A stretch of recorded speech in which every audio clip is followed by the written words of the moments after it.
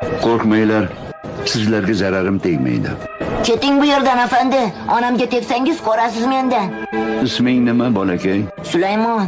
Qani gapir, adashim Sulaymon, aytib ber, dardingizga darmon bo'lay. Kim sizni shu ahvolga soldi? Otam bizni uydan quvdi, ko'chaga haydadi. Qayerda u g'ofil? Nega so'roq qilyapsan? Kimsan o'zi? Meni kimligim muhim emas. Ijozat ber, sizga yordam beray. Nima ishing bor bu yerda? Bu yerga ikkinchi qadam bosma demaganmidim? Hoy, sen kimsan o'zing?